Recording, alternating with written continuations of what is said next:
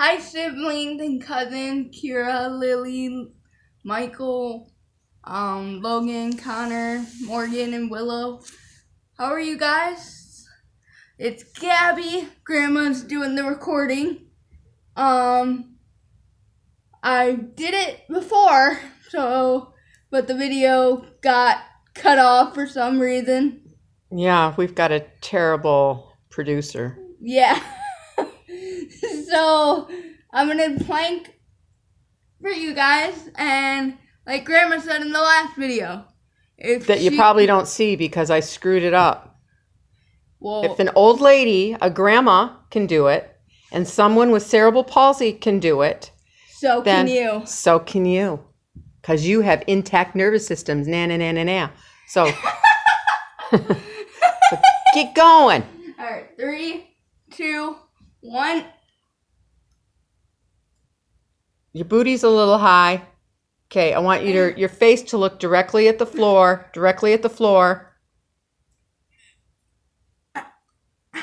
Okay. Well, that wasn't very long, but that was great effort. And I know that was actually the second time you did it. Yeah. So come on over here and we'll just stay on the floor and we'll we'll do our reading. Can you grab that little candle thingy and I'll prop up the camera and you can come over here next to me and we'll come over here and figure out where we're going to put the camera. So. Okay. Candle? Well, okay. Come close. Come close, girl. Come close, girl. Come close. Hi, everybody. Now you can see me face to face. Yeah. Now you can see her face to face. All right. I'm trying to flip the camera. Is it going to let me flip? No. I don't. Again. I don't know what I'm doing. So flipping. I guess you can see me now? Yep. I don't know. All right. So we got to prop this sucker up somewhere. So you can see Gabby's sign, right? Yeah, make sure it doesn't. Yeah. So it doesn't accidentally hit the end record, because we have done that only about, I don't know, 6 times already this morning. All right. So Gab, do you need to kind of come over here so you have something to brace against? Sure. Okay. Because it's more important that you're in the screen than me, because I'm reading. Yeah. All right. And you're signing. Yep. So if you want to come scoot your booty. Back. All right. So we're reading Wonder. And we finished the chapter about how he came to life. Yep. And now we're on Christopher. Christopher's house. I was really bummed when Christopher moved away 3 years ago. We were both around 7 then. We used to spend hours playing with our Star Wars action figures and dueling with our lightsabers. I miss that. Last spring, we drove over to Christopher's house in Bridgeport. Me and Christopher were looking for snacks in the kitchen, and I heard Mom talking to Lisa, Christopher's mom, about my going to school in the fall.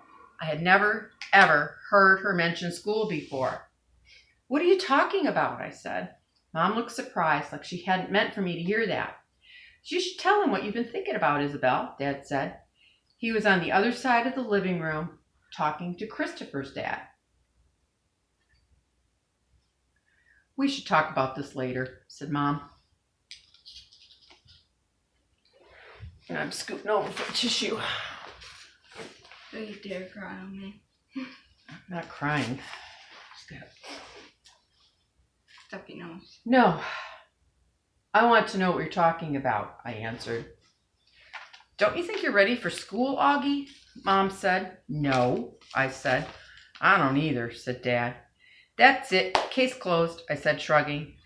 And I sat in her lap like I was a baby. I just think you need to learn more than I can teach you, Mom said. I mean, come on, Augie. You know how bad I am at fractions. What school? I said. I already felt like crying. Beecher Prep, right by us. Wow, that's a great school, Augie, said Lisa, patting my knee. Why not Via School? I said. That's too big, Mom answered. I don't think that would be a good fit for you. I don't want to, I said. I admit, I made my voice sound like a little babyish. You don't have to do anything you don't want to do, Dad said, coming over and lifting me out of Mom's lap. He carried me over to sit on his lap on the other side of the sofa. We won't make you do anything you don't want to do. But it would be good for him, Nate, Mom said. Not if he doesn't want to, Dad answered, looking at me. Not if he's not ready. I saw Mom look at Lisa, who reached over and squeezed her hand. You guys will figure it out, she said to Mom. You always have. Let's just talk about it later, said Mom. I could tell she and Dad were going to get in a fight about it. I wanted Dad to win the fight, though a part of me knew Mom was right. And the truth is, she really was terrible at fractions. Okay. Driving. It was a long drive home. I fell asleep in the back seat like I always do, my head on Via's lap like she was my pillow, a towel wrapped under the seatbelt so I wouldn't drool all over her. Via fell asleep too, and Mom and Dad talked quietly about grown-up things I didn't care about. I don't know how long I was sleeping, but when I woke up, there was a full moon outside the car window. It was a purple night, and we were driving on a highway full of cars. And then I heard Mom and Dad talking about me. We can't keep protecting him, Mom whispered to Dad, who was driving. We can't just pretend he's going to wake up tomorrow and this isn't going to be his reality, because it is, Nate. And we have to help him learn how to deal with it. We can't just keep avoiding situations that... So sending him off to middle school like a lamb to the slaughter? Dad answered angrily, but he didn't even finish his sentence because he saw me in the mirror looking up. What's a lamb to slaughter? I asked sleepily. Go back to sleep, Augie, Dad said softly. Everyone will stare at me at school, I said, suddenly crying. Honey, Mom said. She turned around in the front seat and put her hand on my hand. You know, if you don't want to do this, you don't have to. But we spoke to the principal there and told him about you. And he really wants to meet you. What did you tell him about me? How funny you are. How kind and smart. When I told him you read Dragon Rider when you were 6, he was like, wow, I have to meet this kid. Did you tell him anything else? I said. Mom smiled at me. Her smile kind of hugged me. I told him about all your surgeries and how brave you are, she said. So he knows what I look like? I asked. Well, we brought pictures from last summer. In Montauk, Dad said, we showed him pictures of the whole family and that great shot of you holding the flounder on the boat. You were there too? I have to admit, I felt a little disappointed that he was part of this. We both talked to him, yes, Dad said. He's a really nice man. You would like him, Mom added. Suddenly, it felt like they were on the same side. Wait. So when did you meet him? I said. He took us on a tour of the school last year, said Mom. Last year? I said.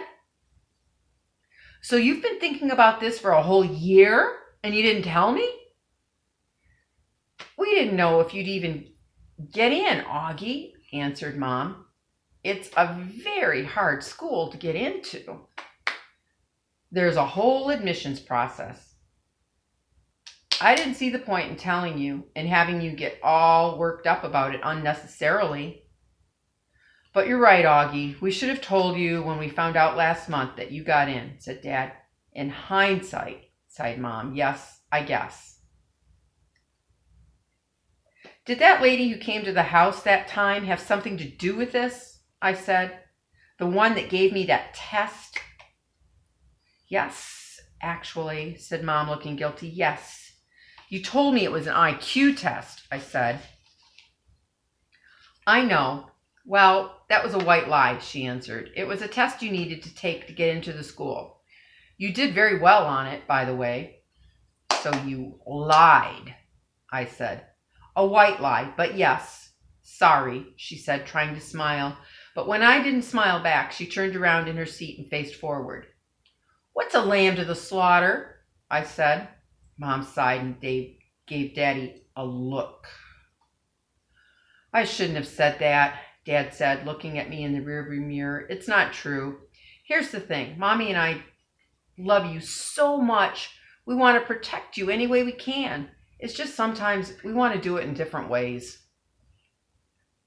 I don't want to go to school, I answered, folding my arms. It would be good for you, Augie, said Mom. Maybe I'll go next year, I answered, looking out the window. This year would be better, Augie, said Mom. You know why? Because you'll be going into 5th grade, and that's the first year of middle school for everyone. You won't be the only new kid. I'll be the only kid who looks like me, I said. I'm not going to say it won't be a big challenge for you, because you know better than that, she answered. But it'll be good for you, Augie. You'll make lots of friends, and you'll learn things you'll never learn with me. She turned in her seat again and looked at me. When we took the tour, you know what they had in their science lab? A little baby chick that was just hatching out of its egg. It was so cute. Augie, it actually kind of reminded me of you when you were a little baby with those big brown eyes of yours. I usually love when they talk about when I was a baby. Sometimes I want to curl up into a little tiny ball and let them hug me and kiss me all over. I miss being a baby, not knowing stuff. But I wasn't in the mood for that now. I don't want to go, I said. How about this? Can you at least meet Mr. Tushman before making up your mind? Mom asked. Mr. Tushman? I said. He's the principal, answered Mom. Mr. Tushman, I repeated. I know, right? Daddy answered, smiling and looking at me in the rearview mirror. Can you believe that name, Augie? I mean, who on earth would ever agree to have a name like Mr. Tushman? I smiled, even though I didn't want to let them see me smile.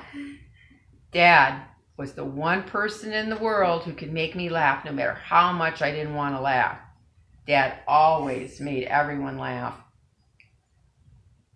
Augie, you know, you should go to the school just so you can hear his name said over the loudspeaker, Dad said excitedly.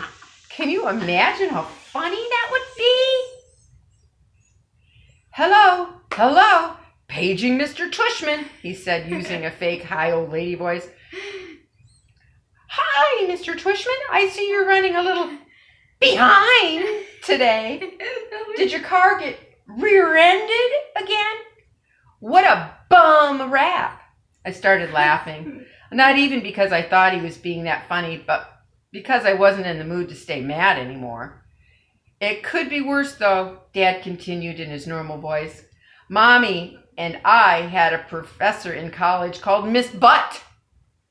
Mom was laughing now, too. Is that for real? I said. Roberta Butt, Mom answered, raising her hand as if to swear. Bobby Butt. She had huge cheeks, said Dad. Nate, said Mom. What? She had big cheeks is all I'm saying. Mom laughed and shook her head at the same time. Hey, I know, said Dad excitedly. Let's fix them up on a blind date. Can you imagine? Miss Butt, meet Mr. Tushman. Mr. Tushman, here's Miss Butt. They could get married and have a bunch of little tushies. Poor Mr. Tushman, answered Mom, shaking her head. Augie hasn't even met the man yet. Nate, who's Mr. Tushman? Via said groggily. She had just woken up. He's the principal of my new school, I answered. Okay. Paging Mr. Tushman. Are you doing okay? Yeah, Yeah. Okay, maybe one more. Probably need a break from signing, huh? a little bit. Yeah, a little okay. bit. One more? It's just these two pages. Yeah, we can do Okay. it. All right. You might want to check the camera, make sure it's not. Well, I don't know. We're not going to check the camera. If it's not recording, then we're just sitting here for doing nothing. Okay, paging Mr. Tushman. It probably isn't recording either. It's probably just sitting there. I would have been more nervous about meeting Mr. Tushman if I had known I was also going to be meeting some kids from the new school. But I didn't know, so if anything, I was kind of giggly. I couldn't stop thinking about all the jokes Dad had made about Mr. Tushman's name. So when me and Mom arrived at Beecher Prep a few weeks before the start of school, and I saw Mr. Tushman standing there waiting for us at the entrance, I started giggling right away.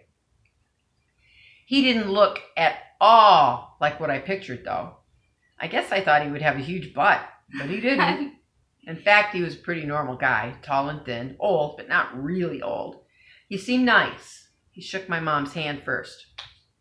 "Hi, Mr. Tushman. It's so nice to see you again," said Mom. "This is my son, August." Mr. Tushman looked right at me and smiled and nodded. He put his hand out for me to shake. "Hi, August," he said totally normally. "It's a pleasure to meet you." "Hi," I mumbled, dropping my hand into his hand while I looked down at his feet. He was wearing red Adidas. "So," he said, kneeling down in front of me so I couldn't look at his sneakers, but had to look at his face. "Your mom and dad have told me a lot about you." "Like what have they told you?" I asked. "Sorry?" "Honey, you have to speak up," said Mom. "Like what?" I asked, trying not to mumble. I admit I have a bad habit of mumbling. "Well, that you like to read," said Mr. Tushman, "and that you're a great artist." He had blue eyes with white eyelashes. "And you're into science, right?" "Uh-huh," I said, nodding. "We have a couple of great science electives at Beecher," he said. "Maybe you'll take one of them." "Uh-huh," I said, though I had no idea what an elective was. "So are you ready to take a tour?" "You mean we're doing that now?" I said. "Did you think we were going to the movies?" he answered, smiling as he stood up. "You didn't tell me we were taking a tour," I said to Mom in my accusing voice. "Augie," she started to say. "It'll be fine, August," said Mr. Tushman, holding his hand out to me. "I promise." I think he wanted me to take his hand, but I took Mom's instead. He smiled and started walking towards the entrance. Mommy gave my hand a little squeeze, though I don't know if it was an I love you squeeze or an I'm sorry squeeze. Probably a little of both. The only school I'd ever been inside before was Via's, when I went with Mom and Dad to watch Via sing in spring concerts and stuff like that. This school was very different. It was smaller. It smelled like a hospital. Okay, we're going to stop reading there.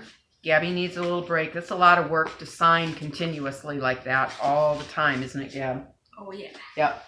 Well, thank you very much for signing. No problem. All right, and good job with the planking.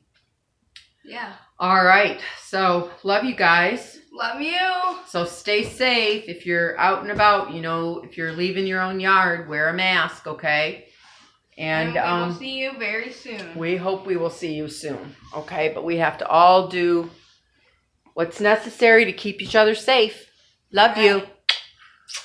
Bye, guys. Bye, guys.